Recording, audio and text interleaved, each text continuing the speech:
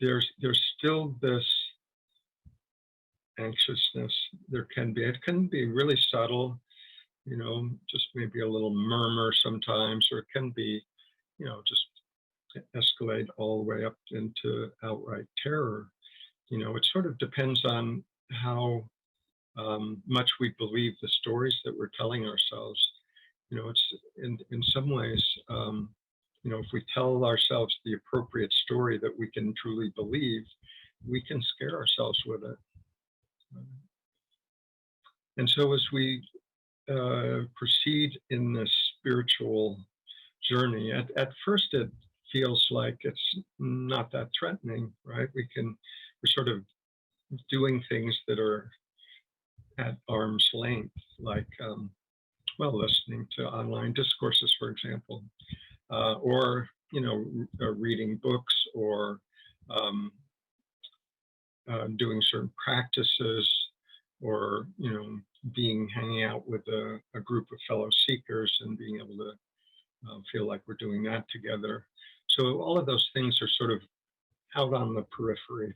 We can do those without feeling like, this is my essence at stake here. And so that can feel relatively non-threatening. But at some point, that being satisfied with just working with things on the periphery is no longer satisfying. It no longer is enough to give us a sense of peace and rest. So even if there are prior realizations, theologies, certain practices like centering prayers that we can sort of use to pull ourselves back together again. At some point, those kinds of practices don't have the same effect that they may have had at one time.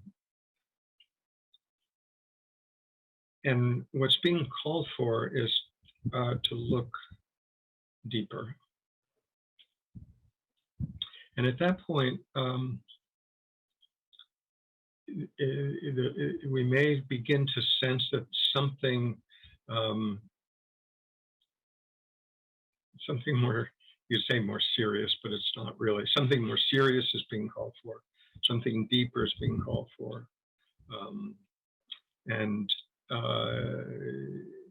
It can feel like, I just wanted to go back to where I was feeling good about this. I don't really want to sort of wade through the muck and visit things that I don't really want to visit, and look deeper, especially if it feels, that we're talking about me now. But if you've gotten to that point, it's probably too late to turn back. And even if you had the choice, would you? If you've seen what has been seen about oneself, about the mind, about thought,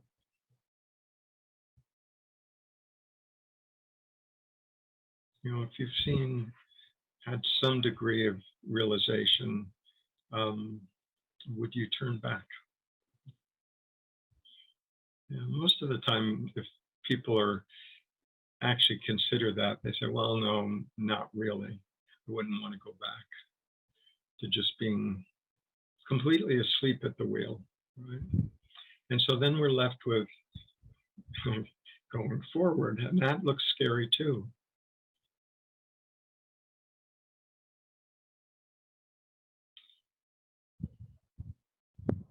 There was a Thailand Buddhist monk called Ajahn Chah, who said that there are two kinds of suffering. One kind is the suffering that we run away from, that will pursue you forever. And the other kind of suffering is the suffering that we face directly, and by doing so will make us free. So that's the point that we're talking about now. So it's not without anxiety, right? So we can have anxiety about just the sort of common everyday human things that are coming up in the near future, or maybe further down the line, or you know, anxiety about the state of the world, all perfectly valid. Um, but this, I would suggest that it's rooted ultimately in this um, deeper sense of our identity. And what we're talking about here is when we begin to approach that in a um, direct way, recognition of our identity, um, then there can be anxiousness, there can be fear, right? Just outright fear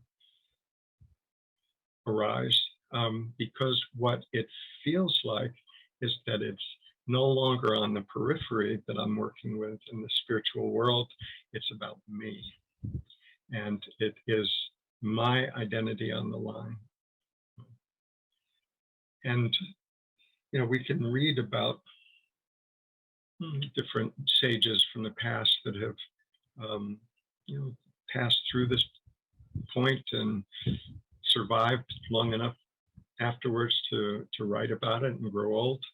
And but some of what they say about it may not feel that comforting. I'll give you a few examples here. So the Sufis have the saying to die before you die so that you may truly live.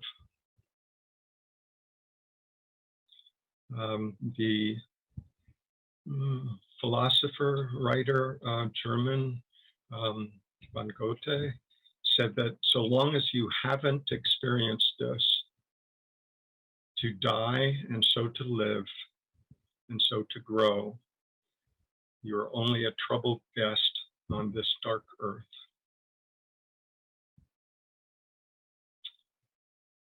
Okay, Jesus is, whoever seeks to keep his life will lose it, and whoever loses his life will preserve it. This is what he's talking about, right? Okay, last one. Lao Tzu, to die but not to perish is to be internally present. Okay, so all four of these sources, quite different traditions, are talking about some process that they're describing as dying.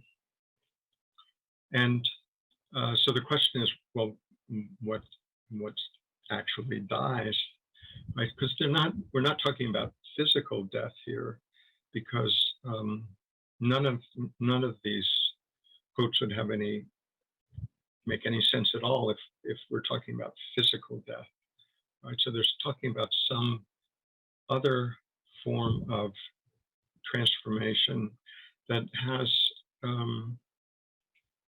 it's as transformative as physical death, maybe more so.